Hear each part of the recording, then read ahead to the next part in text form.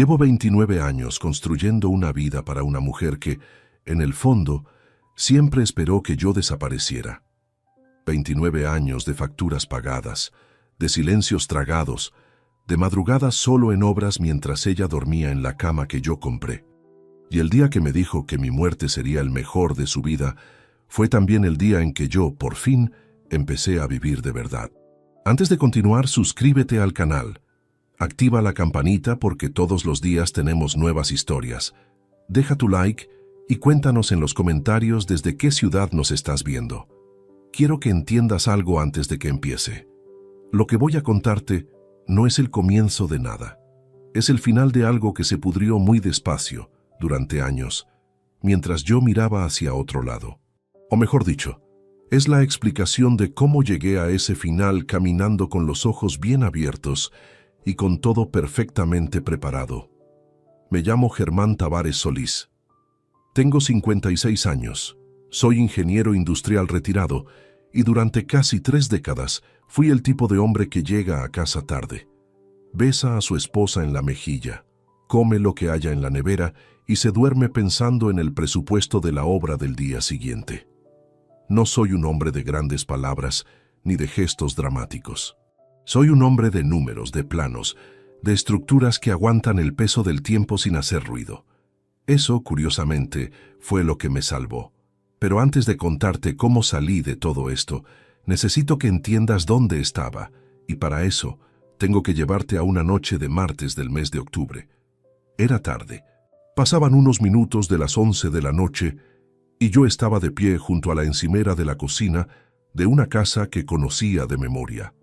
Cada grieta del techo, cada crujido del suelo de madera, el ruido exacto que hace la puerta del frigorífico al cerrarse.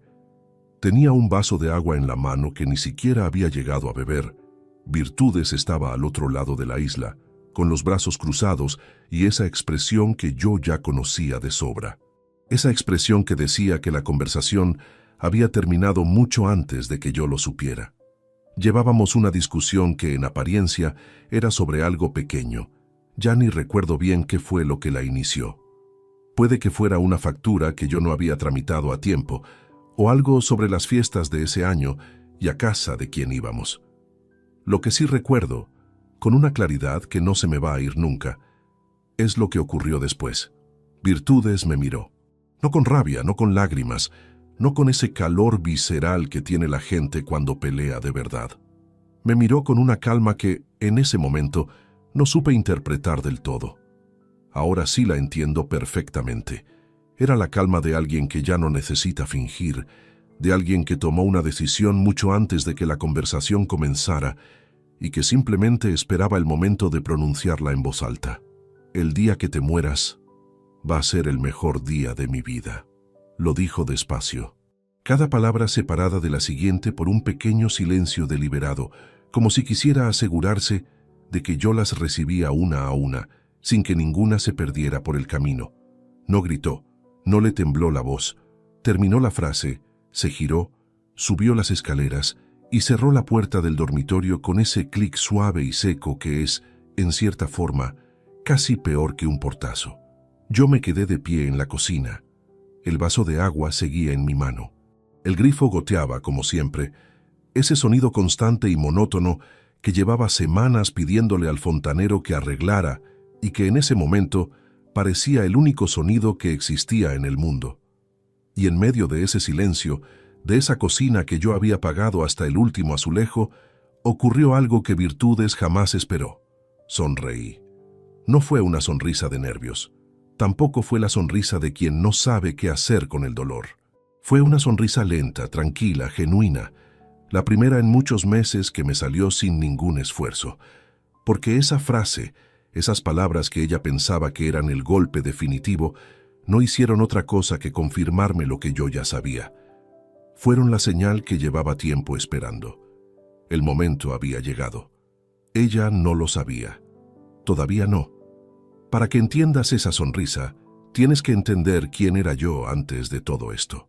No el hombre que estaba de pie en esa cocina a las 11 de la noche, sino el que fui durante décadas sin cuestionarme nada, el que construyó una vida entera mirando siempre hacia adelante y nunca hacia dentro de casa. Empecé en el sector de la construcción civil a los 22 años, cuando todavía no tenía el título, pero ya dibujaba planos mejor que muchos con carrera. Me especialicé en estructuras industriales, monté mi propia consultora a los 34, y durante casi 20 años le entregué a ese trabajo todo lo que tenía: tiempo, energía, fines de semana, conversaciones de sobremesa que nunca llegaron a ocurrir porque yo siempre tenía un proyecto encima de la mesa o una reunión a primera hora del día siguiente. No voy a mentirte, fui un marido ausente, no de los que se van con otra, ni de los que mienten sobre dónde están. Ausente de la manera más honesta y más torpe a la vez. Simplemente no estaba. Llegaba cuando los demás ya dormían. Me marchaba antes de que el café se enfriara. Asistía a actos del colegio de Héctor, contando los minutos para poder salir y volver a la obra. Fui el proveedor más eficiente que puedas imaginar y el compañero más escaso. Eso no lo digo para justificar nada de lo que ella hizo después. Lo digo porque me lo debo a mí mismo. Fui parte del problema. Creí durante demasiado tiempo que el dinero en la cuenta llenaba los silencios en la mesa del comedor. No los llenaba, nunca los llenó. Y si soy completamente honesto, hubo momentos en que preferí no mirar demasiado de cerca, porque lo que podía encontrar me daba miedo. Pero hay una diferencia muy grande entre un hombre que trabaja demasiado y que no supo estar presente, y una mujer que durante años construye en silencio una salida a sus espaldas.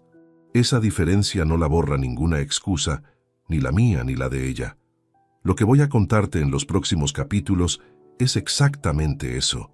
Cómo lo descubrí, cómo lo verifiqué sin derrumbarme, cómo lo documenté con una frialdad que yo mismo tardé en reconocer como mía, y cómo llegué a esa noche de octubre con todo ya en su sitio, esperando únicamente el momento exacto para dar el paso final. Virtudes pensó que con esa frase me rompía. Solo me dio el permiso que necesitaba para terminar lo que ya había empezado. Conocí a Virtudes Garrido Calvo en el otoño de 1994, en una cena de cumpleaños de un compañero de trabajo que no tenía ninguna importancia particular. Yo tenía 27 años recién cumplidos. Acababa de terminar la carrera de Ingeniería Industrial en la Universidad Politécnica de Madrid y ganaba un sueldo razonable como delineante en una empresa de estructuras metálicas en el polígono industrial de Getafe. Vivía en un piso compartido con otros 2 ingenieros en Vallecas, con la convicción firme de que las cosas mejorarían si uno no dejaba de moverse hacia adelante. Ella tenía 25 años, trabajaba como administrativa en una gestoría del centro, y tenía una manera de reírse que hacía que la gente a su alrededor prestara atención sin darse cuenta de que lo estaba haciendo. Esa noche hablamos durante horas. No de cosas profundas ni importantes, sino de todo lo cotidiano y sin peso. El barrio donde habíamos crecido, si preferíamos el cine en versión original, qué hacíamos los sábados cuando no había ningún compromiso que cumplir. Ella dijo que prefería la montaña a la playa porque le gustaba el silencio, y yo guardé esa frase en algún rincón de la memoria con la sensación de que me revelaba algo sobre su forma de ser. 4 meses después de esa cena, empezamos a salir. Al año y medio nos comprometimos. El 16 de mayo de 1996 nos casamos en una iglesia del barrio de Arganzuela, donde había sido bautizada su madre. Había 104 invitados, un traje que me apretaba en los hombros desde el desayuno y un nerviosismo que no tenía nada de miedo, sino todo de impaciencia. Recuerdo que cuando ella llegó al altar, se detuvo un momento antes de avanzar y me miró fijo, en silencio antes de sonreír. Entonces interpreté esa mirada como algo sólido y sin fisuras, como una promesa que no necesitaba ser pronunciada en voz alta para tener peso. Con los años aprendes que ciertas miradas no significan lo que uno cree en el momento de recibirlas.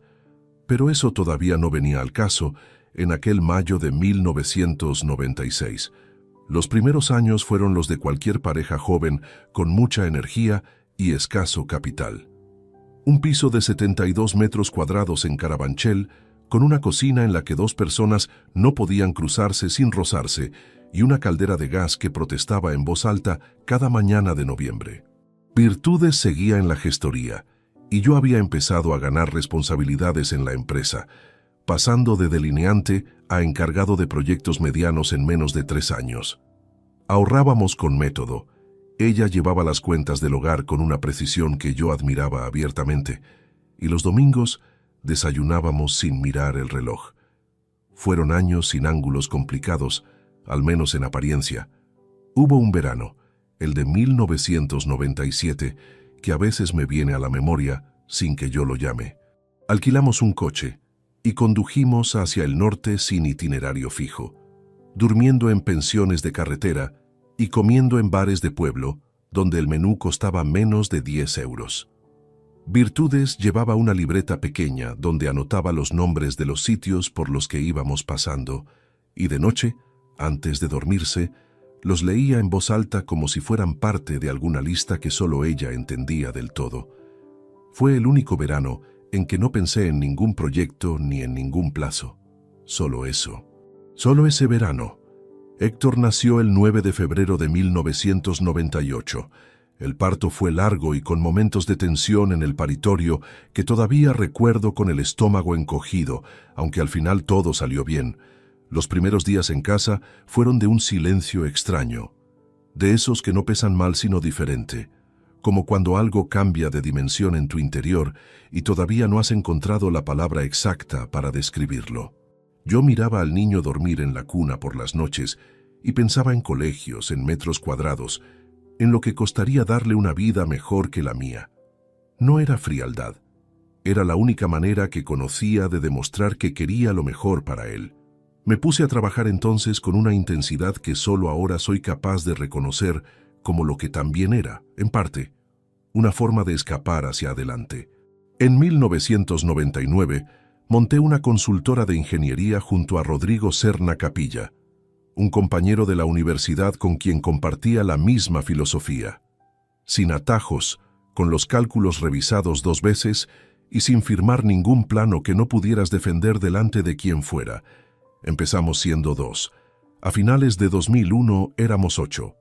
A finales de 2003 teníamos 16 personas en plantilla y encargos de empresas de logística, fábricas de automoción y complejos industriales en Castilla, Andalucía y Aragón. Hubo temporadas en que pasé más noches fuera de Madrid que dentro. Lunes en Zaragoza, miércoles en Sevilla, viernes de regreso en el AVE con las maletas a medio deshacer y los correos sin contestar acumulados desde el martes. Virtudes gestionaba mi ausencia con una calma que yo entonces interpreté como la señal de una mujer independiente y con carácter formado. Nunca me esperó con el gesto cerrado al llegar tarde, nunca hubo reproches directos delante de Héctor, nunca una discusión encendida por un viaje que se alargaba más de lo previsto. Yo lo valoraba de verdad. Pensaba que habíamos construido un matrimonio adulto, sin dependencias innecesarias, donde cada uno era también una persona completa por separado. No contemplé en ningún momento que esa independencia pudiera tener capas que yo nunca había explorado. Compramos la casa de Pozuelo en 2004. 400 metros cuadrados, jardín trasero con 2 naranjos que Virtudes eligió porque le gustaba el olor que dejaban en primavera, 4 habitaciones y una hipoteca que asumí en su mayor parte porque la consultora atravesaba su mejor momento. Esa casa fue durante muchos años el argumento más visible de todo lo acumulado. La primera semana que vivimos en ella, Virtudes organizó una cena para inaugurarla, y yo llegué casi a los postres porque una reunión en Valladolid se había alargado más de lo previsto. Ella no dijo nada. Sonrió cuando entré por la puerta y me guardó el plato caliente. Ahora entiendo ese gesto de otra manera. Héctor creció en esa casa. La adolescencia pasó con el ruido y el encierro habitual de esa etapa. El instituto del barrio, los grupos de amigos que entraban y salían de la vida, las temporadas de entusiasmo seguidas de periodos de silencio sin explicación aparente. Yo estuve presente en lo que pude. No fui el padre que él merecía todos los días. Eso lo reconozco sin rodeos y sin buscar atenuantes. Sin embargo, hay una diferencia enorme entre un padre que trabajó demasiado y un hijo que eligió, con plena conciencia y los ojos completamente abiertos, ponerse al otro lado de la línea. Eso llegará cuando le corresponda. Lo que quiero que veas ahora es el conjunto completo de lo que era mi vida, antes de que todo comenzara a quebrarse. Un hombre con 56 años, un patrimonio sólido levantado en 3 décadas, una trayectoria profesional limpia, una casa pagada en Pozuelo y 29 años de matrimonio que creía conocer desde los cimientos hasta el tejado. Un hombre que había medido resistencias y cargas estructurales toda su vida y que, sin embargo, no había aplicado el mismo rigor al interior de su propio hogar. Mientras yo levantaba estructuras de acero en polígonos de media España, algo mucho más cercano estaba siendo desmontado con una paciencia y una meticulosidad que, de haberlas conocido entonces, me habrían resultado casi admirables. Llevaba años ocurriendo, y yo, con toda mi experiencia en detectar fallos antes de que colapsen, no había visto absolutamente nada. Los cambios no llegaron de golpe. Cuando uno escucha historias como la mía, tiende a imaginar un quiebre brusco, un momento exacto en que el suelo cede y todo cae de una vez. No fue así. Fue algo mucho más lento y, por esa misma razón, mucho más difícil de detectar. Cuando el deterioro avanza de forma gradual, uno lo normaliza sin darse cuenta, lo integra en la rutina hasta que deja de percibirlo como algo que merece atención. Hubo señales. Las hubo con mucha antelación, mucho antes de que yo empezara a mirarlas de frente. Cuando recorro ahora esos años con la distancia de quien ya sabe el final, me cuesta asumir con qué claridad estaban ahí, accesibles, esperando únicamente que alguien se detuviera a recogerlas del suelo. Ese alguien nunca apareció a tiempo, y ese alguien era yo. La primera que registra mi memoria con nitidez concreta ocurrió en el otoño de 2016. Virtudes llevaba varios años participando como voluntaria en una asociación cultural del municipio, algo que yo valoré desde el principio. Tenía su propio espacio, y eso me eximía de cargar con la culpa de dejarla sola mientras yo viajaba de obra en obra. Pero en aquellos meses empezó a llegar a casa más tarde de lo habitual, con explicaciones que sonaban coherentes pero que, revisadas ahora, eran siempre ligeras, construidas exactamente para no abrir ninguna puerta a preguntas concretas. Nos hemos quedado charlando un rato. Había reunión del comité y se alargó. Las chicas querían cenar antes de volver. Yo asentía, calentaba lo que encontraba en el frigorífico y al día siguiente ya no había rastro de ese pensamiento en mi cabeza. Lo que sí registré, aunque sin vincularlo a nada, fue que empezó a dormir de espaldas. Lo sé. Dicho así, suena a cosa menor. Pero durante años habíamos dormido de una manera que yo daba por establecida, y de pronto eso cambió sin que nadie lo nombrara. Ella entraba al dormitorio, se metía en la cama, se giraba hacia la pared y apagaba la lamparilla con una determinación que clausuraba cualquier conversación posible. No todas las noches al principio, luego casi todas, con una regularidad que ya no dejaba margen para la interpretación casual. En ese mismo periodo, empezó a prestar más atención a su imagen de una forma que antes no era habitual. Compró ropa nueva en varias ocasiones, se cortó el pelo de manera diferente a la que había llevado durante años, introdujo un perfume nuevo que encontré un día sobre la repisa del baño sin que nadie lo mencionara. Una tarde en el garaje me quedé mirándola un momento y pensé que tenía un aspecto distinto al de 6 meses atrás, aunque no habría sabido precisar en qué exactamente. Le dije que estaba bien. Ella lo agradeció con una sonrisa corta y desvió la conversación antes de que yo pudiera añadir nada. El teléfono fue cambiando también, con esa misma lentitud medida. Primero apareció boca abajo sobre la mesa del comedor, hábito que en ese momento no me generó ninguna suspicacia. Después empezó a entrar con ella al cuarto de baño, lo cual tampoco me pareció reseñable. Las notificaciones fueron bajando de volumen hasta silenciarse del todo en algún momento impreciso del calendario, y cuando miraba la pantalla, lo hacía con una rapidez que no dejaba margen para que nadie a su lado pudiera ver absolutamente nada. Todas estas cosas las fui almacenando en esa zona de la memoria donde uno deposita lo que no quiere analizar todavía, porque el análisis tiene un coste que en ese momento uno no está dispuesto a pagar.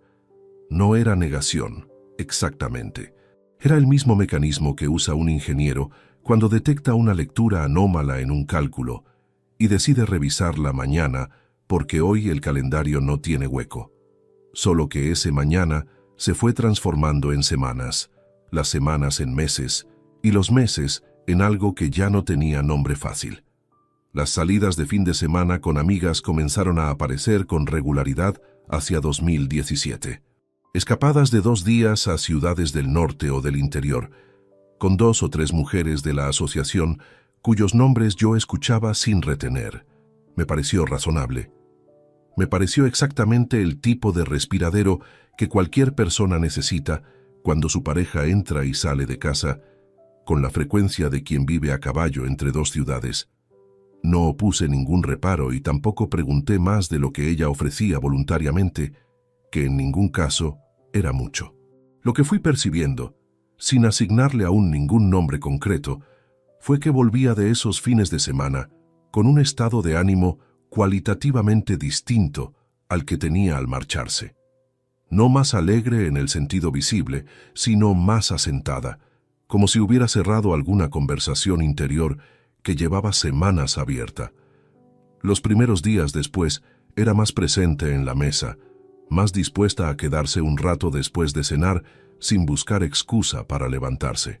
Y luego esa presencia se diluía otra vez, despacio, con la misma discreción de siempre. Hay un fin de semana de abril de 2018 que no consigo borrar. Yo había vuelto el viernes de Córdoba con el cuerpo pesado de horas de carretera y la cabeza ya metida en la reunión del lunes. Virtudes se había marchado el jueves hacia San Sebastián con las habituales.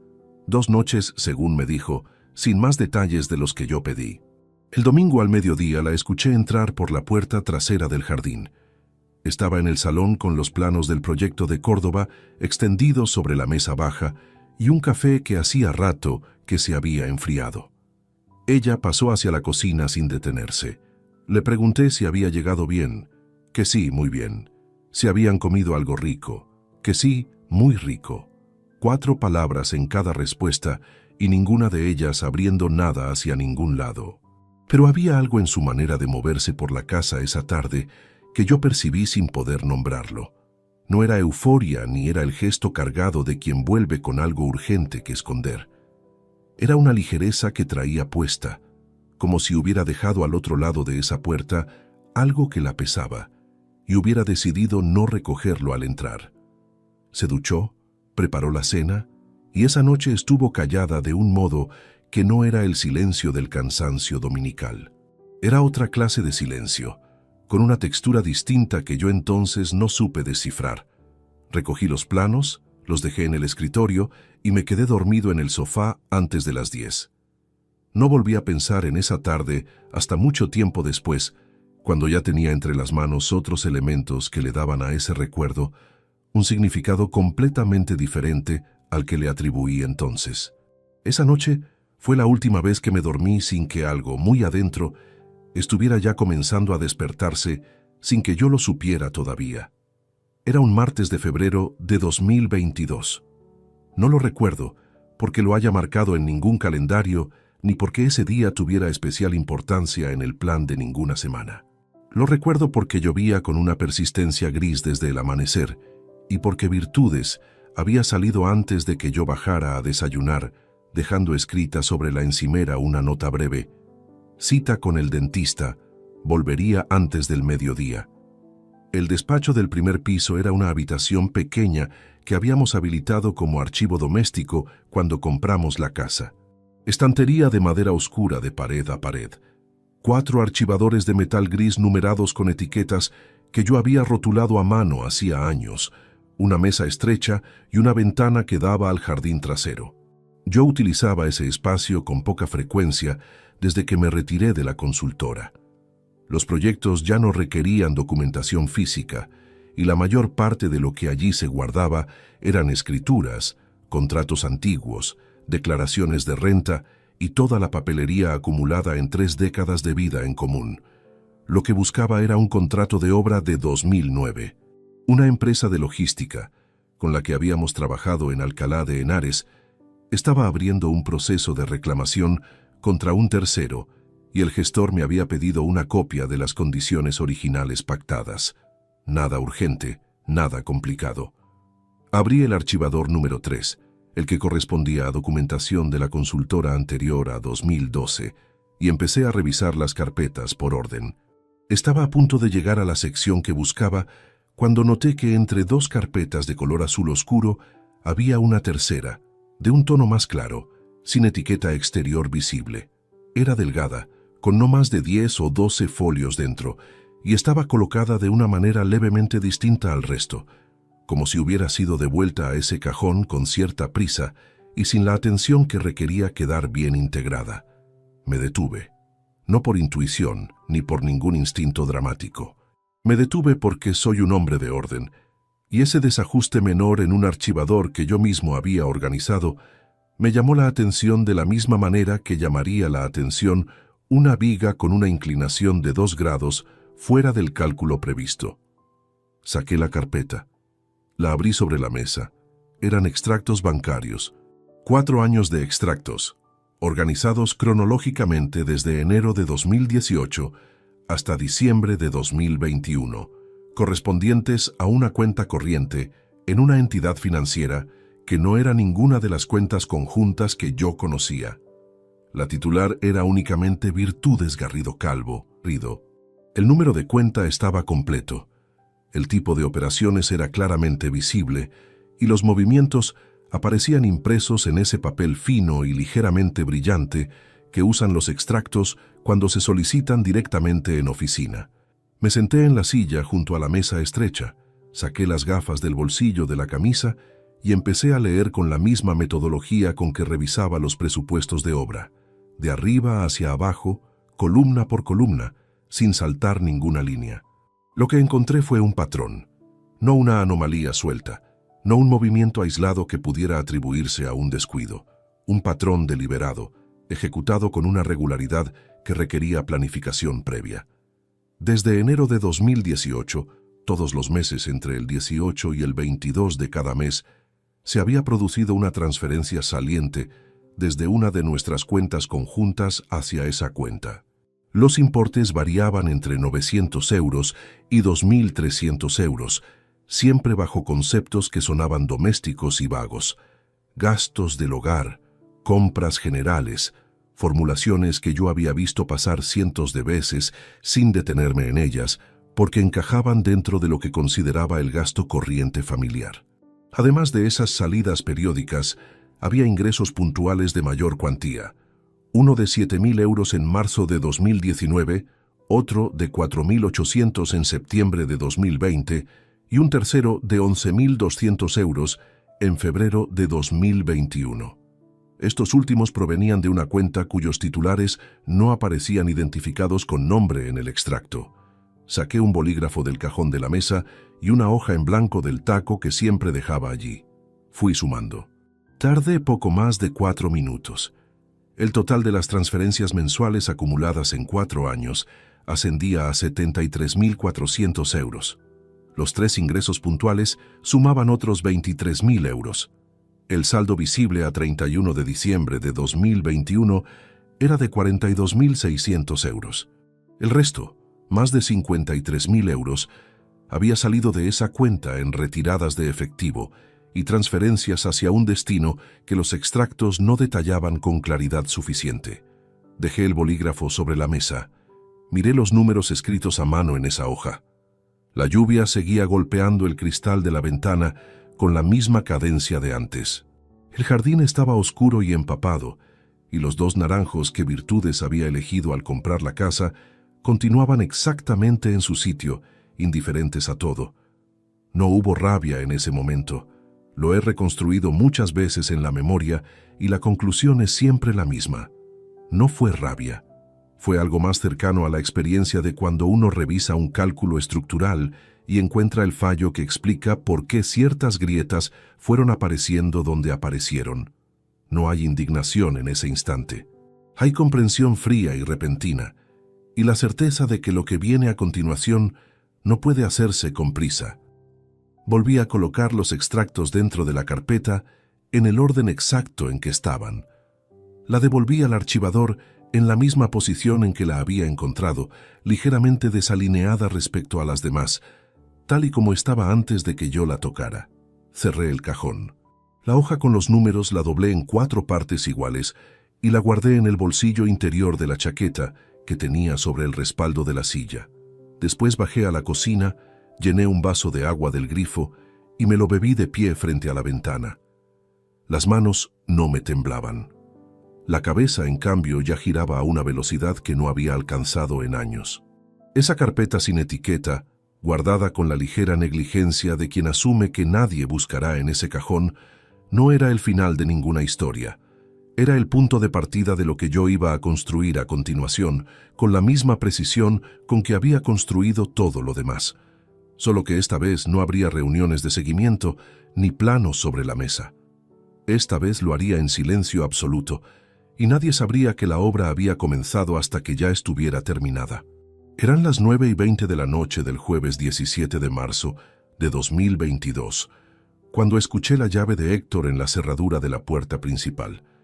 Habíamos quedado en cenar juntos, algo que ocurría quizás una vez al mes desde que él vivía en su piso del barrio de Chamberí. Lo había propuesto él mismo 3 días antes con un mensaje escueto. «Paso el jueves si te va bien». Le respondí que sí, porque negarme habría roto la rutina que mantenía con tanto cuidado desde aquella tarde con la carpeta sin etiqueta. Había preparado lentejas, no por ningún simbolismo ni por ninguna intención de crear ambiente de intimidad. Simplemente era lo que había en la despensa y lo que tardaba menos en hacerse sin requerir atención constante. Puse la mesa del comedor para 2, serví el vino antes de que llegara, y cuando volví a la cocina a bajar el fuego, noté que tenía los hombros ligeramente agarrotados, ese nudo muscular que aparecía únicamente en situaciones que requerían concentración sostenida durante horas.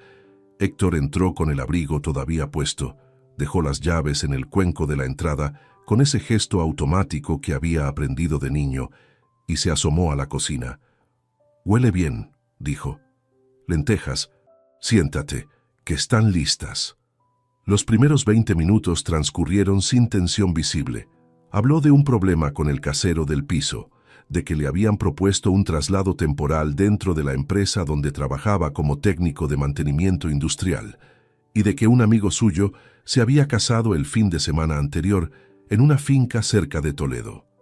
Yo escuchaba, hacía las preguntas justas para mantener el flujo de la conversación y mientras tanto observaba. Eso era precisamente lo que llevaba haciendo desde febrero, observar sin que nadie advirtiera que lo estaba haciendo. Fue a mitad de la segunda copa de vino cuando el tono cambió. Ocurrió de la misma manera silenciosa en que tantas otras cosas habían cambiado en esa casa, sin aviso, con la naturalidad estudiada de algo que lleva tiempo ensayado. «Oye», dijo Héctor, y depositó la copa sobre el mantel con una lentitud que delataba que lo siguiente no era espontáneo. «He estado pensando en la situación de la casa». «¿Qué situación?», pregunté. «La de Pozuelo, la propiedad». Hizo una pausa calculada. «Mamá lleva años aquí, y si las cosas algún día se complicaran, ella tendría derecho a una parte importante del inmueble. Es una cuestión objetiva, no un ataque a nadie». Me quedé mirando el plato un momento antes de levantar los ojos. «Las cosas no se han complicado», respondí. «No, todavía no. Pero a veces ocurren imprevistos. Las parejas cambian con los años. Y en ese caso, es mejor tener todo pensado con antelación que encontrarte ante una situación sin haber tomado ninguna precaución». Hubo algo en la manera de pronunciar esas palabras que me hizo dejar la cuchara sobre el borde del plato. Sin brusquedad, con la serenidad particular de quien necesita las manos libres para procesar lo que está escuchando con precisión. Héctor continuó. Habló durante varios minutos con una exactitud que no correspondía a la de un hijo que improvisaba una preocupación legítima. Citó porcentajes de participación en el patrimonio conyugal acumulado. Mencionó el tiempo de duración del matrimonio como factor determinante en un eventual proceso de separación de bienes. Habló del valor estimado actual de la casa de Pozuelo, de que una reorganización anticipada de ciertos activos podría facilitar una transición ordenada si en algún momento resultara necesaria. Usó exactamente esa expresión, transición ordenada. Yo no dije nada durante todo ese tiempo. Lo dejé terminar. Continué comiendo, o ejecutando el gesto de hacerlo, porque en algún momento había dejado de registrar el sabor de lo que tenía delante. Cuando terminó, el silencio que vino después duró varios segundos completos. ¿Quién te ha explicado los porcentajes de participación en el patrimonio conyugal?, pregunté. Héctor se movió levemente en la silla, apenas 2 o 3 centímetros. El tipo de reajuste involuntario que no se controla del todo cuando una pregunta llega exactamente al punto que uno esperaba no tener que defender. No necesitas que nadie te explique esas cosas. Es información accesible para cualquiera. Héctor. Pronuncié su nombre con el mismo peso neutro que usaba cuando era pequeño y decía algo que no cuadraba con los hechos. Los porcentajes que has mencionado son específicos de una situación concreta, no son cifras genéricas. Y el valor que has citado para la casa corresponde a una tasación que yo no he comentado contigo en ninguna ocasión. El silencio de esa vez fue distinto, más extenso, con una densidad que no dejaba espacio para una salida airosa. Mira, dijo finalmente, con un cambio de registro que pretendía sonar conciliador, pero que cargaba debajo la tensión de quien improvisa sobre un terreno que ya no controla del todo. Solo quiero que estéis bien los dos, que haya algo previsto por si acaso. No entiendo por qué lo interpretas como un problema. No respondí de inmediato. Tomé la copa, bebí, la volví a dejar en su sitio. Hubo un tiempo en que habría optado por aceptar esa explicación porque era más sencillo que confrontar lo que significaba rechazarla. Esa noche no era ese tiempo, y ese hombre que elegía la comodidad de no ver ya no estaba sentado a esa mesa. Lo que sentí no fue rabia ni el dolor punzante de una traición que llega sin aviso. Fue algo más parecido a lo que experimenta un ingeniero cuando desmonta un panel en una estructura y encuentra detrás un refuerzo clandestino que nadie declaró en los planos. Una certeza fría e inapelable de que lo que tenía enfrente no era lo que figuraba en el proyecto original. Héctor no era un joven de 24 años que había sido arrastrado inadvertidamente a una conversación que lo superaba.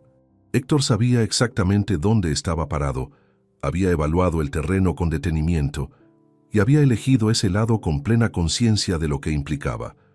Terminamos la cena con frases cortas y sin contenido real. Recogió el abrigo, dijo que llamaría durante la semana y se marchó antes de las 11. Yo recogí los platos, lavé los cubiertos, apagué la luz de la cocina y subí al despacho del primer piso. Me senté frente a la mesa estrecha con la ventana oscura al fondo y permanecí un tiempo sin encender ninguna lámpara. No derrumbado ni paralizado, sino quieto, dejando que lo que acababa de confirmar encontrara su lugar dentro de todo lo que ya sabía. No había ningún vínculo roto que restaurar. Había un hombre joven que había revisado los planos de lo que su madre construía en silencio y había tomado la decisión deliberada de añadir su nombre en los márgenes.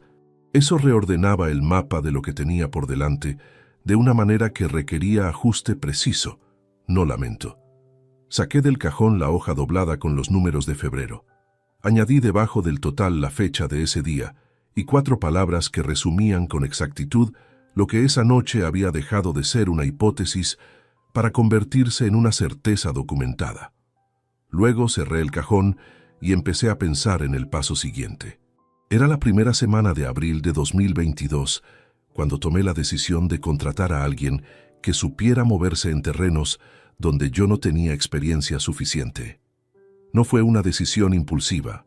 Desde la noche de las lentejas había pasado casi 3 semanas revisando la documentación disponible, calculando lo que podía verificar por mis propios medios y trazando los límites exactos de lo que requería una mirada profesional exterior. Mi formación me permitía interpretar balances, detectar irregularidades en registros contables y reconstruir flujos financieros con cierta competencia. Lo que no tenía era acceso a los instrumentos necesarios para confirmar hacia dónde habían ido los fondos, que los extractos no detallaban con claridad suficiente. El nombre de Marcos Ibáñez Torralba, llegó a través de un antiguo cliente de la consultora, un empresario del sector logístico de Alcalá de Henares, llamado Severino Prados Úbeda, 61 años, con quien había mantenido una relación profesional discreta y sin complicaciones durante más de 15 años. Nos habíamos cruzado semanas antes en una tasca del centro por pura coincidencia, y en algún momento de la conversación él había mencionado, sin que yo lo solicitara directamente, que había resuelto recientemente un asunto delicado de patrimonio familiar con ayuda de un profesional meticuloso al que no le sobraban las palabras pero sí la experiencia. Le pedí el contacto con la excusa de un asunto de herencia de un pariente lejano. Me lo dio sin preguntar nada más. Quedé con Marcos un jueves por la tarde en una cafetería del Paseo de la Castellana, lejos del barrio de Pozuelo y de cualquier lugar donde pudiera cruzarme con alguien conocido. Tenía 44 años, estatura media, ropa sin particularidad alguna y esa clase de presencia que no deja huella en la memoria de quien la ve pasar. Exactamente lo que uno necesita en alguien para este tipo de encargo. Le expuse los hechos sin adornos: una cuenta bancaria desconocida, 4 años de extractos, transferencias periódicas de origen verificable y movimientos de salida hacia destinos no identificados. Le entregué copias digitalizadas de los extractos y una hoja con el resumen de cálculos que yo había realizado en febrero.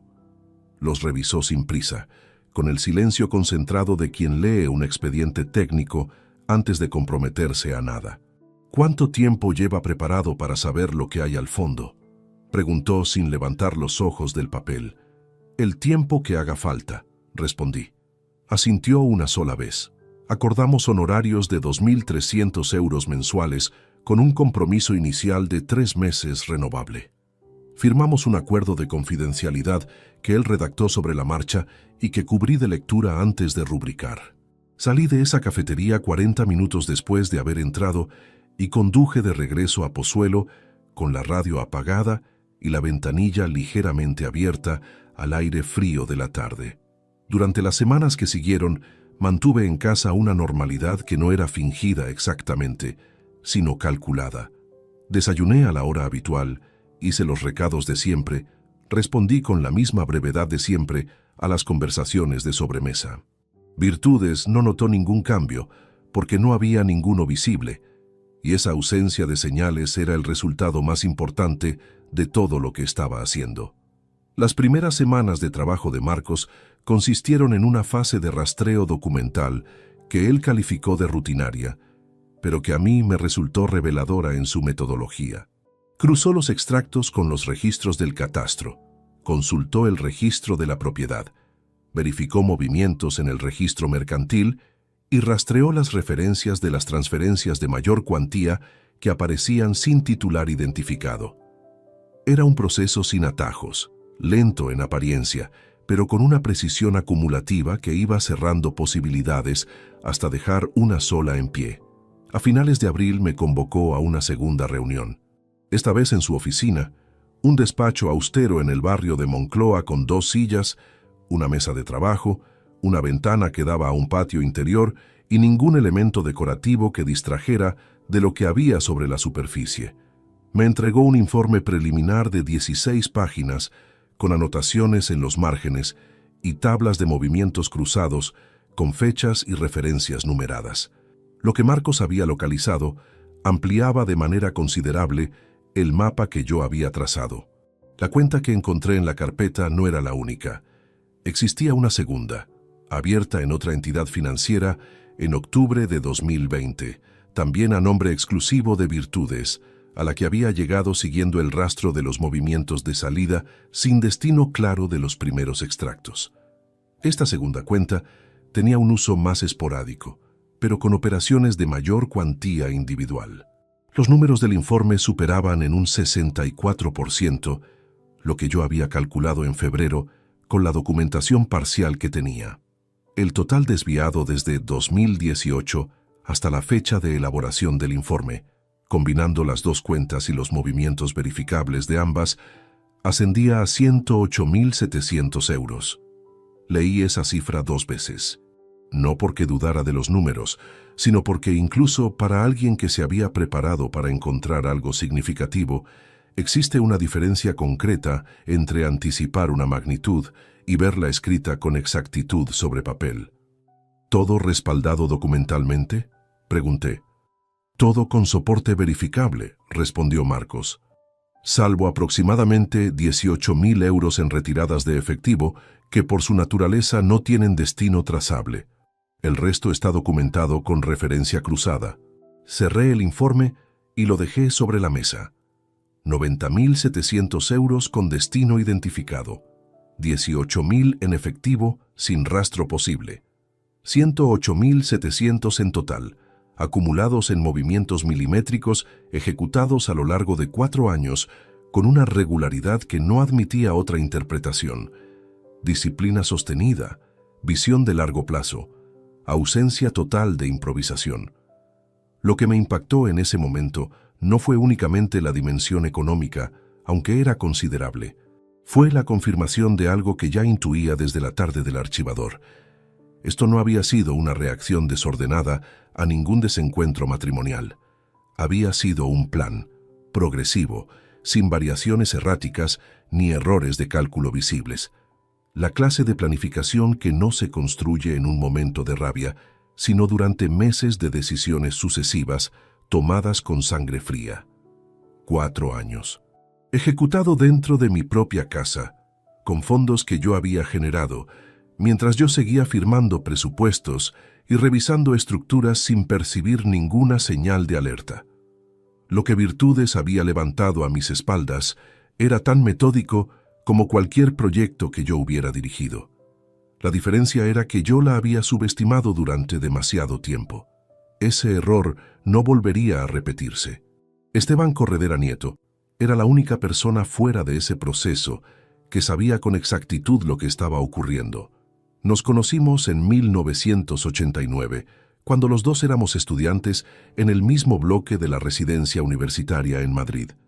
58 años, auditor financiero retirado con 3 décadas de experiencia en reestructuración de empresas en dificultades, padre de 2 hijas, viudo desde 2019. Un hombre que había visto de cerca suficientes situaciones en las que el dinero y la confianza se cruzaban de maneras que dejaban a alguien en la cuneta, y que por esa misma razón tenía una brújula para ese tipo de cosas que yo no encontraba en nadie más.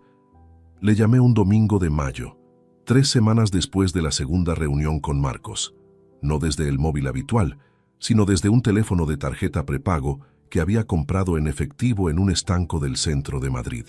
No porque creyera que Virtudes tuviera acceso a mis comunicaciones, sino porque en ese punto del proceso, cada decisión se tomaba con el criterio de que cualquier precaución resultaba más barata que cualquier filtración. Le expuse el cuadro completo en menos de 20 minutos. Esteban escuchó sin interrumpir, algo que siempre había sido su manera de operar cuando la información que recibía tenía peso real. Cuando terminé, hubo un silencio breve antes de que respondiera. «Necesitas a Dolores Peinado», dijo. No era una sugerencia, era el tipo de afirmación directa que uno recibe de alguien que no malgasta el lenguaje en ambigüedades cuando la situación no lo requiere. Dolores Peinado Herrero tenía 49 años y un despacho en el barrio de Salamanca que olía a papel recién impreso y a ese café de máquina que se mantiene caliente durante horas hasta perder cualquier matiz. Especializada en derecho de familia y litigación patrimonial desde hacía 21 años, con un perfil que no aparecía en ninguna campaña publicitaria ni en ningún directorio de acceso público. Sus clientes llegaban todos por referencia directa, y eso, según Esteban, era la mejor garantía posible de su criterio profesional. La primera cita fue un miércoles de junio por la mañana a las 10:15. Llegué con el informe completo de Marcos, los extractos originales escaneados, la documentación de las 2 cuentas identificadas y un resumen propio de 4 páginas con la cronología ordenada de todos los movimientos verificados desde enero de 2018 hasta el mes anterior. Dolores tardó 40 minutos en leer cada página sin saltarse ninguna línea. Yo esperé sentado en la silla del otro lado de su mesa, con las manos sobre las rodillas y sin necesidad de llenar el silencio con ninguna explicación añadida. Había algo en su forma de procesar documentación que recordaba a la manera en que los buenos ingenieros revisan un proyecto ajeno, sin precipitarse hacia la conclusión antes de haber entendido los fundamentos sobre los que descansa. Cuando levantó los ojos del último folio, dejó los papeles sobre la mesa con la misma exactitud con que los había tomado. ¿Cuánto tiempo lleva preparado mentalmente para iniciar el proceso formal?, preguntó. El suficiente, respondí. ¿Tiene previsto mantener la convivencia hasta el momento del acto de comunicación formal? Sí. No hay ninguna razón para alterar la situación doméstica antes de que todo esté en orden. Asintió una sola vez, como si eso fuera exactamente lo que esperaba escuchar. Lo que construimos durante las semanas siguientes, distribuidas en 4 reuniones a lo largo de junio y julio, fue una estrategia de varios niveles que atendía simultáneamente a la protección del patrimonio presente, la documentación del daño patrimonial ya producido y la utilización de ese daño dentro del proceso como elemento que comprometía la posición legal de virtudes en la liquidación de la sociedad de gananciales. En materia patrimonial, Dolores identificó 4 activos cuya titularidad o gestión convenía reorganizar antes del inicio formal del procedimiento. La cartera de fondos de inversión que yo mantenía desde 2007, 2 participaciones menores en sociedades industriales que conservaba de los tiempos de la consultora, y una cuenta de ahorro abierta a título personal al retirarme, cuya procedencia individual convenía acreditar con documentación anterior al matrimonio. Todo dentro de los límites estrictos que marca la ley, nada sin fundamento jurídico sólido.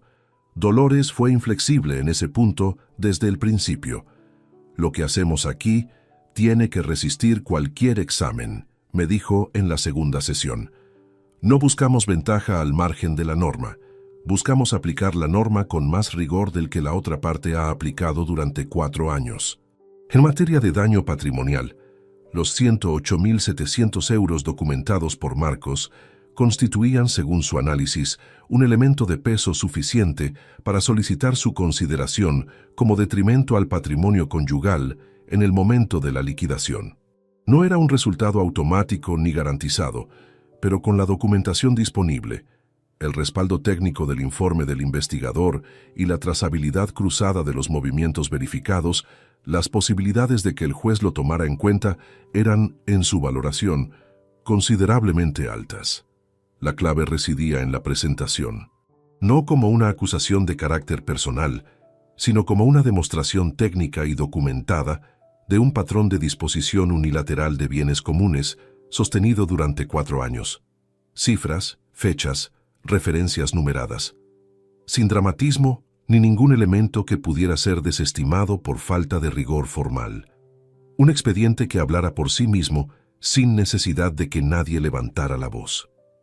La 4ª reunión, a mediados de julio, fue la más corta de todas. Dolores había preparado el borrador del escrito de demanda. Lo leímos juntos en voz baja, ella señalando los puntos de mayor exposición técnica y los argumentos de más solidez argumentativa. Al terminar, dobló su copia y la depositó sobre el archivador a su izquierda. Con lo que tiene sobre esta mesa, dijo con la misma neutralidad con que había hablado desde el principio, su esposa no solo va a perder este proceso en términos económicos, va a perder la versión de la historia que ha estado construyendo durante años. La narrativa de que usted fue el problema va a encontrarse frente a una documentación que dice exactamente lo contrario, y eso no tiene reparación posible una vez que está incorporado al expediente. No respondí de inmediato. Miré la ventana que daba a la calle y escuché el ruido sordo del tráfico de la tarde filtrándose a través del cristal.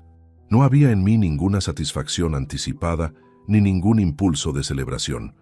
Solo la sensación precisa de alguien que ha terminado de revisar los planos de una estructura compleja y los encuentra, por primera vez en meses, sin ningún fallo pendiente de corregir. El trabajo estaba hecho. Lo que quedaba era elegir el momento exacto para ponerlo en marcha. Era una tarde de finales de agosto, y el calor aplastaba la ciudad con esa densidad particular que tiene el verano madrileño cuando ya ha durado demasiado. Las persianas del despacho estaban bajadas hasta la mitad, dejando entrar franjas de luz sesgada que cruzaban el suelo en diagonal y calentaban el ambiente hasta hacer el aire ligeramente irrespirable. Virtudes había salido después del almuerzo. Había dicho algo sobre una cita en la peluquería del centro y después mencionó que pasaría a ver a una amiga cuyo nombre yo no retuve, lo cual era exactamente lo que había venido ocurriendo durante meses sin que ninguno de los dos hiciera el menor comentario al respecto.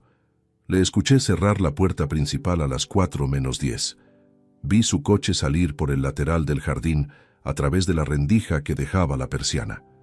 Esperé 12 minutos antes de moverme. Subí al despacho. Desde la última reunión con Dolores en julio, había mantenido la documentación sensible distribuida en 2 ubicaciones distintas. La mayor parte dentro de una caja de cartón sin identificación externa en el maletero de mi propio coche y los materiales de trabajo pendientes de revisar, concretamente las anotaciones de la 4ª reunión y el borrador del escrito de demanda, dentro de una carpeta de cartón azul guardada entre manuales de cálculo estructural en el tercer estante de la librería. Era el único rincón de toda esa casa que Virtudes no había revisado jamás en 29 años, porque para ella aquellos manuales técnicos resultaban tan ajenos como si estuvieran escritos en otro alfabeto. Aquella tarde necesitaba cotejar un último fleco que Dolores me había pedido por escrito: la acreditación documental de la procedencia individual de la cuenta de ahorro personal, cuyo origen anterior al matrimonio debía quedar respaldado con extractos del periodo comprendido entre 1994 y 1996. Tenía esos extractos en papel entre documentación antigua y debía cruzarlos con las fechas del informe de Marcos para cerrar ese punto antes de que ella procediera con la redacción definitiva. Saqué la carpeta azul del estante, la abrí sobre la mesa y extendí los documentos en el orden en que necesitaba trabajarlos. El ventilador del techo giraba con ese chirrido leve que arrastraba desde el verano anterior. El calor en el despacho era considerable, pero la concentración tiene la virtud de hacer que el cuerpo deje de registrar ciertas incomodidades físicas cuando tiene algo más urgente que atender. Llevaba aproximadamente 40 minutos trabajando cuando lo escuché. La llave en la cerradura de la planta baja. Me detuve en seco. Miré el reloj encima del estante. Eran las 17:22. Virtudes llevaba fuera 1 hora y 12 minutos. Una peluquería más una visita nunca había durado menos de 3 horas. Nunca, en ninguna ocasión de los últimos años. Pero ahí estaban sus pasos en el pasillo inferior. Rápidos, sin el ritmo habitual del regreso tranquilo. El bolso depositado sobre la mesa del recibidor, las llaves rozando el cuenco de cerámica y después el sonido inconfundible de alguien dirigiéndose hacia la escalera. Subiendo. No hubo ningún instante de parálisis. Ese momento en la memoria aparece más largo de lo que realmente fue, pero en tiempo real no duró más de 3 segundos. Con la mano derecha recogí los extractos y el borrador de Dolores y los deslicé dentro de la carpeta azul. Con la izquierda empujé la carpeta por debajo de los manuales apilados a un lado de la superficie, de forma que quedara completamente cubierta sin dejar ningún borde visible. El bolígrafo y la hoja de anotaciones propias los metí directamente en el cajón superior. Sobre la mesa quedó únicamente el periódico del día, que había subido por costumbre sin haberlo abierto todavía, y una taza de café frío que llevaba allí desde la mañana. Doblé el periódico con las 2 manos y alcancé la taza. Cuando la puerta del despacho se abrió, yo estaba mirando la sección de economía con la taza entre los dedos, como si llevara ahí toda la tarde. Su perfume llegó antes que ella.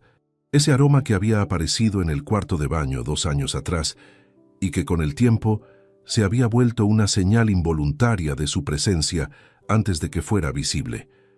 Me miró desde el umbral con una expresión que no era sospecha, sino la de quien no esperaba encontrar a nadie en esa habitación concreta. «No sabía que estabas aquí arriba», dijo. Vine a leer un rato. Abajo entraba demasiado calor. Le sostuve la mirada con la comodidad de alguien que no tiene nada que justificar. ¿Ya has terminado? La chica se había puesto enferma. Tuve que cambiar la cita para la semana que viene. Sus ojos recorrieron brevemente el interior del despacho con ese gesto rápido e involuntario que hace cualquier persona al entrar en un espacio. ¿Has comido algo? El café, dije levantando la taza, soltó el aire por la nariz con ese sonido a medio camino entre la resignación y la indiferencia y salió del umbral. Escuché sus pasos bajar la escalera y perderse hacia la parte posterior de la casa. El chirrido del ventilador continuó sin alterarse. Me quedé completamente inmóvil durante un tiempo que no medí. El periódico seguía entre mis manos con la misma presión con que lo había tomado, y solo entonces noté que los músculos del antebrazo estaban contraídos con una fuerza que no había sido consciente de aplicar. Los relajé despacio, dedos primero, luego muñecas, luego los hombros, siguiendo el mismo orden metódico que usaba al terminar una jornada física extensa. Que Virtudes hubiera regresado antes de lo previsto no era en sí mismo una señal inequívoca de nada. Una cancelación de última hora ocurre, pero había aprendido en esos meses que lo que parece anecdótico tiene la misma apariencia exterior que lo que resulta decisivo, y que la diferencia entre los dos solo se distingue cuando ya no es posible corregir el resultado. Lo que esa tarde me quedó absolutamente claro fue que estaba trabajando con una ventana de tiempo más estrecha de lo que había calculado en julio. No porque existiera ningún indicio concreto de que Virtudes sospechara algo, sino porque la simple imprevisibilidad de sus movimientos era suficiente para comprometer cualquier esquema que dependiera de espacios horarios predecibles. Había construido el plan asumiendo que sus ausencias seguirían siendo tan regulares como lo habían sido durante meses. Ese supuesto acababa de demostrar su fragilidad. Aquella misma noche, envié un mensaje a Dolores desde el teléfono de tarjeta prepago. 4 palabras. Necesito adelantar el calendario. Respondió al día siguiente antes de las 9 de la mañana con una sola línea. El jueves a las 11. Ya tengo lo que necesitamos. Guardé el teléfono en el bolsillo del pantalón. Terminé el café que llevaba horas frío y bajé a cenar como si aquella tarde de agosto hubiera transcurrido exactamente igual que todas las demás. Era un sábado de la primera semana de septiembre de 2022. Virtudes había salido antes de las 9, con esa puntualidad que solo tenía cuando el destino de la salida le importaba de verdad.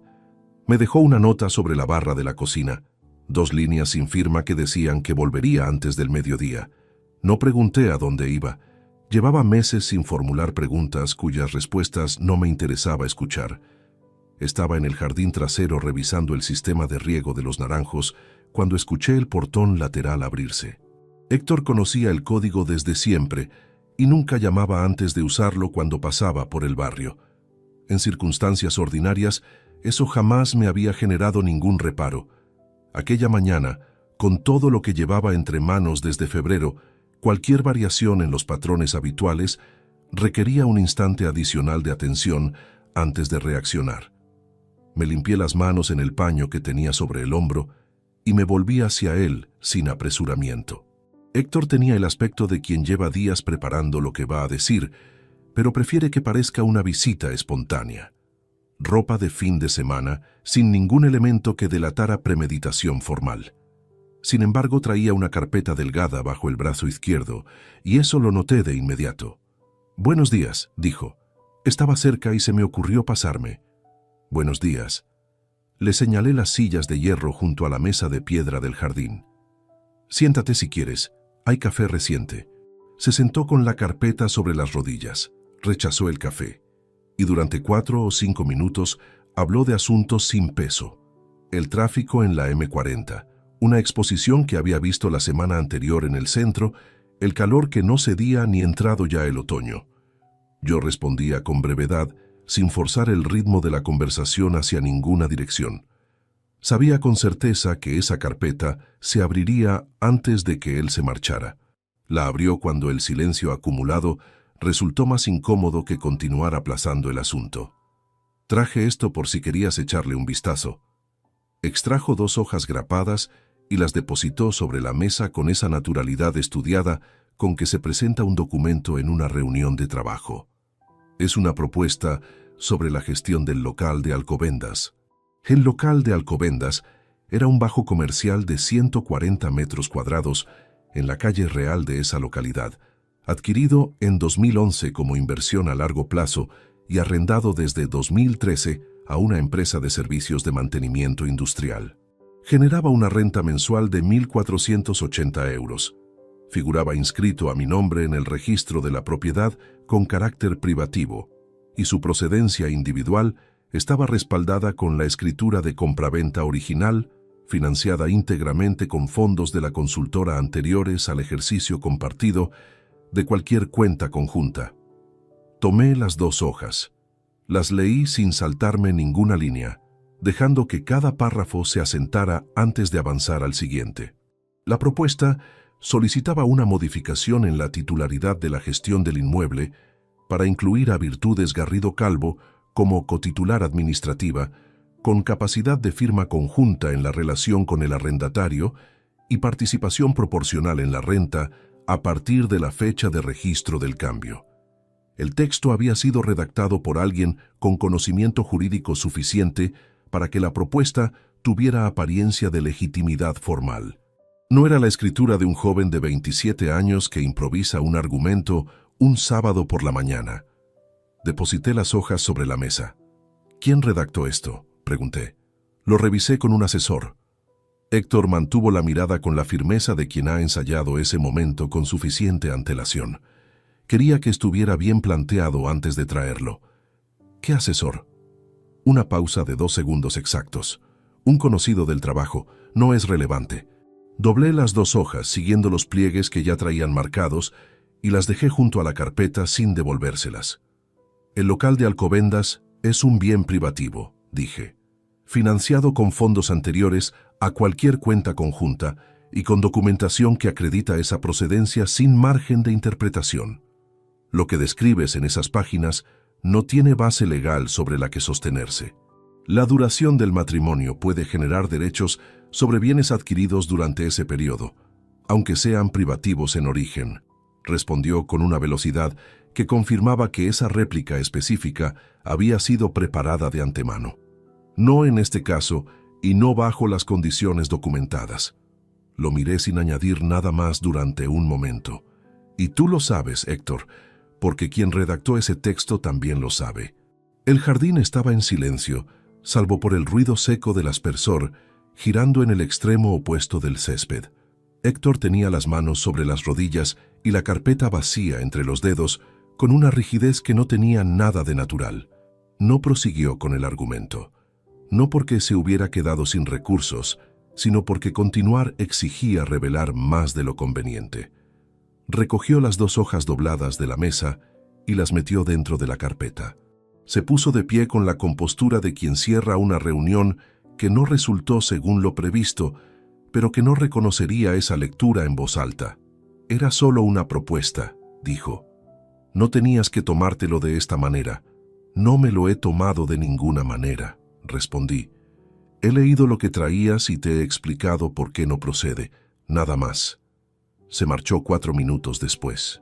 Escuché el portón lateral cerrarse con ese chasquido metálico que el viento de septiembre arrastraba hasta apagarlo contra las paredes de la casa. Me quedé en la silla de hierro, con el sol entrando ya casi perpendicular sobre la mesa de piedra. No me levanté de inmediato. Dejé pasar el tiempo suficiente para que la claridad de ese momento se posara sin interferencias. Durante meses había reservado un resquicio, pequeño pero presente, donde cabía la posibilidad de que Héctor hubiera llegado a todo aquello por un camino que no había elegido con plena conciencia, que la influencia prolongada de su madre lo hubiera situado en posiciones que, con otra perspectiva, no habría adoptado. Esa mañana ese resquicio se cerró sin posibilidad de reapertura.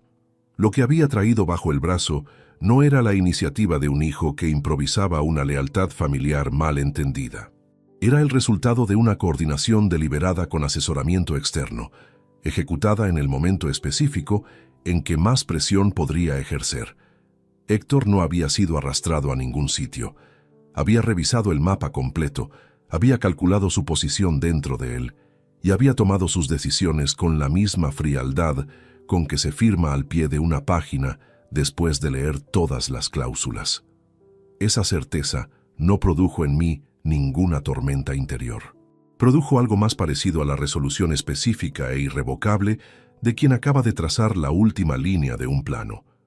A partir de la fecha en que el proceso concluyera, no habría ninguna transferencia, ninguna ayuda puntual, ningún préstamo sin plazo, ninguna conversación sobre dinero que no fuera una negativa directa, no como reacción emocional, como consecuencia lógica e inapelable de las decisiones que él había tomado con información suficiente y tiempo suficiente para sopesarlas.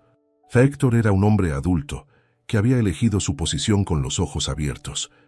Esa elección merecía el único respeto que tiene sentido otorgar a una decisión libre, que quien la toma viva con ella de forma permanente, sin revisiones ni excepciones. Entré a la cocina, serví el resto del café que quedaba en la cafetera y me lo bebí de pie frente a la ventana que daba al jardín. El jueves siguiente a las 11 tenía cita con Dolores. Todo estaba en orden. La reunión del jueves 12 de septiembre con Dolores duró 2 horas y 20 minutos. Cuando salí del despacho, con la última versión del escrito de demanda revisada y firmada y con el calendario de presentación acordado, el trabajo de 8 meses había alcanzado su forma definitiva. No quedaba ningún cabo pendiente, ninguna fecha que ajustar ni ningún argumento que reforzar. Todo lo que debía estar en su sitio, estaba en su sitio. Lo que siguió entre esa tarde y las semanas posteriores fue la espera más lúcida que he experimentado en mi vida.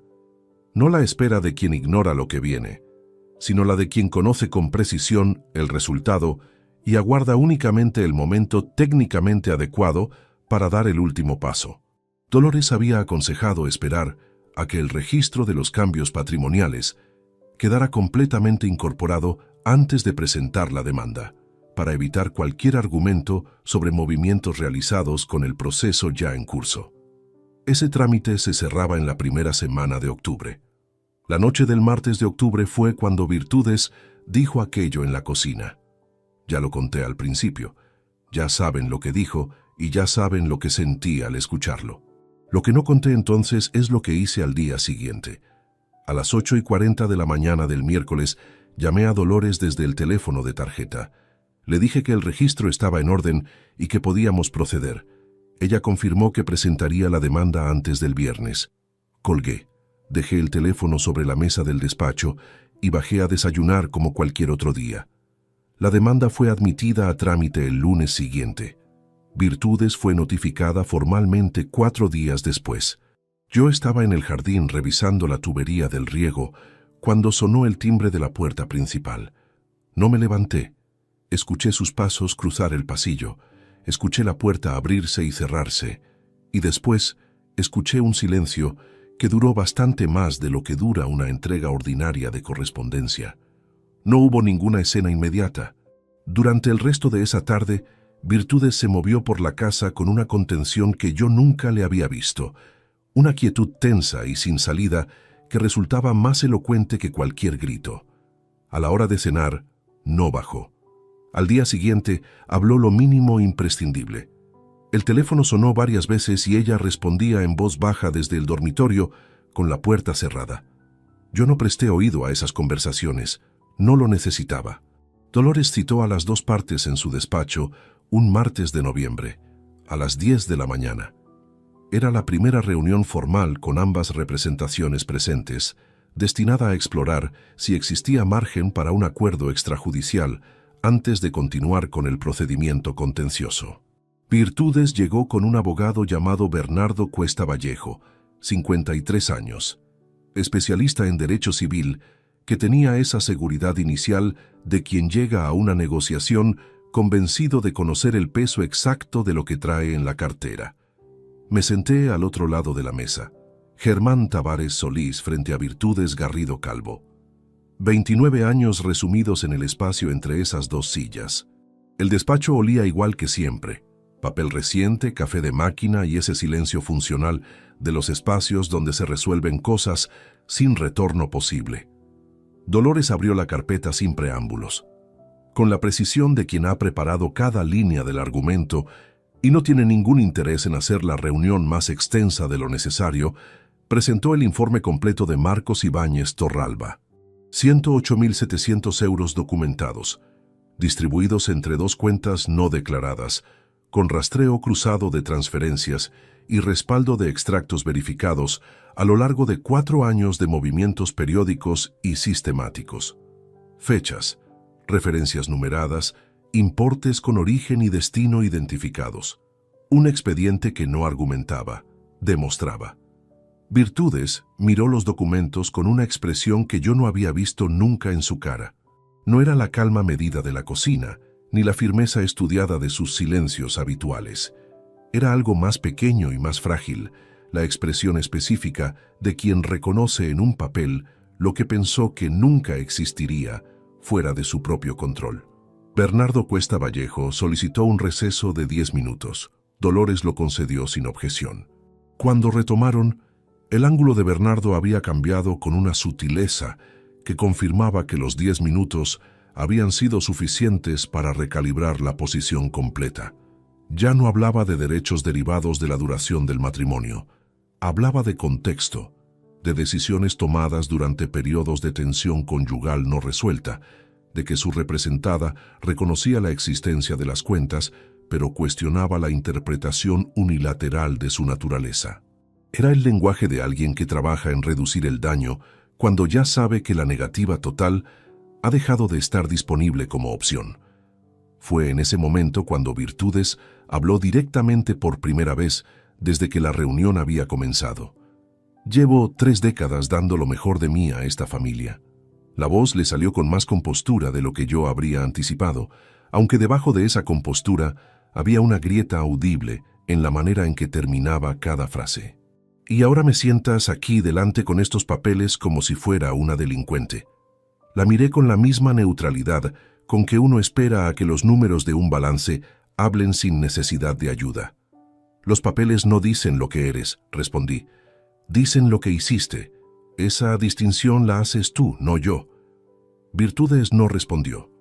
Bernardo colocó la mano sobre el borde de su carpeta en un gesto que pretendía ser un freno discreto antes de que ella añadiera algo que perjudicara su posición. Entonces sonó el teléfono de Dolores sobre la superficie de la mesa. Ella lo miró un instante, lo descolgó, escuchó 4 segundos y dijo únicamente: «Conforme, dígale que no es necesario». Colgó y depositó el aparato con la misma calma de siempre. Me miró a mí. Luego dirigió la vista hacia Bernardo Cuesta. El señor Héctor Tavares Garrido ha solicitado esta mañana personarse en esta reunión como parte interesada en representación de su madre. Lo dijo sin elevar ni bajar el tono.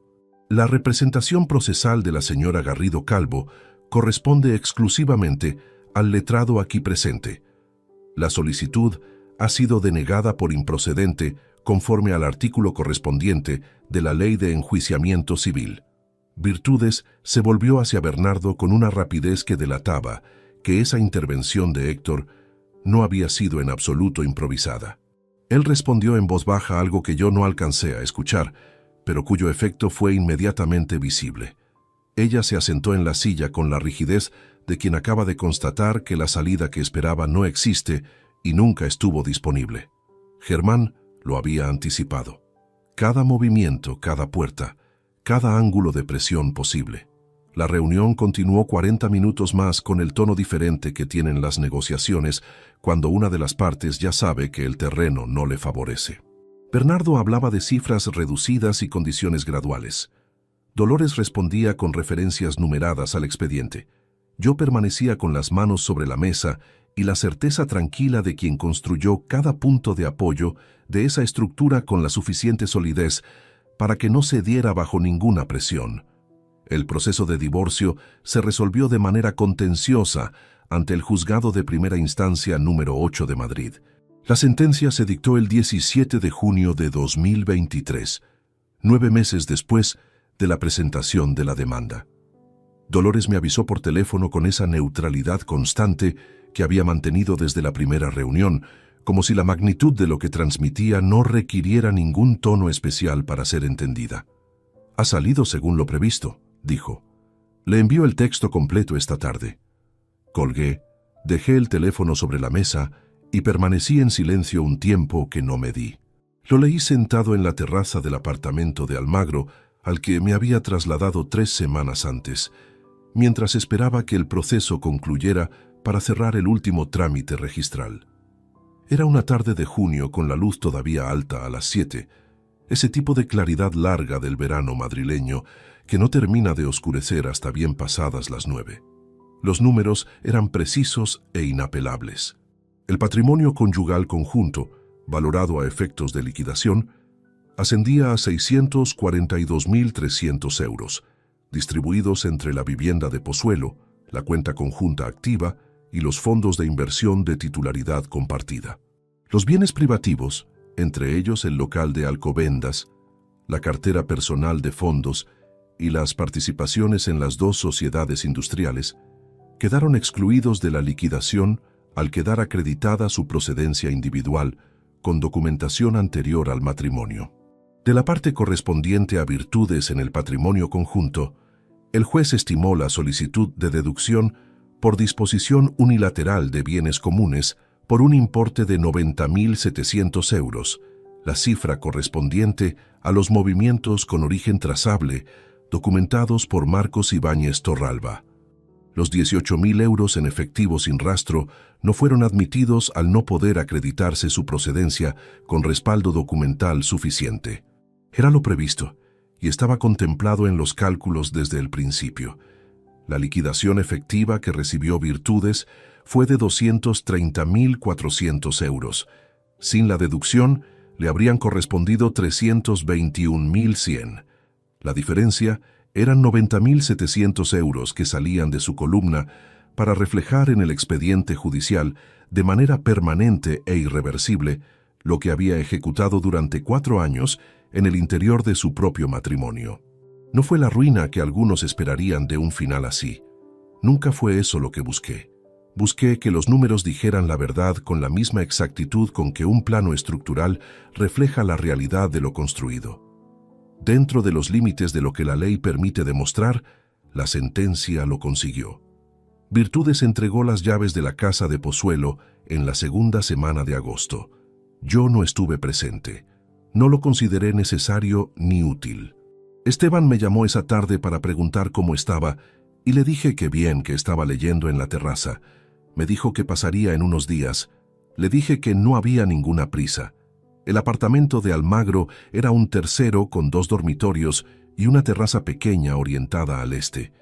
Lo había elegido por esa orientación antes que por ningún otro detalle. Quería que el sol entrara por las mañanas sin necesidad de pedirle permiso a nada. 104 metros cuadrados que no le debían nada a ningún recuerdo compartido. Fui instalándolo con una lentitud que tenía algo de deliberado. Un estante una semana, la mesa de trabajo al mes siguiente, los manuales de cálculo ordenados un sábado de octubre, sin que mediara ninguna urgencia en particular. La carta a Héctor la escribí a mano en papel liso, con la letra vertical y pausada que tengo desde los años de la carrera y que casi nunca utilizo para nada formal.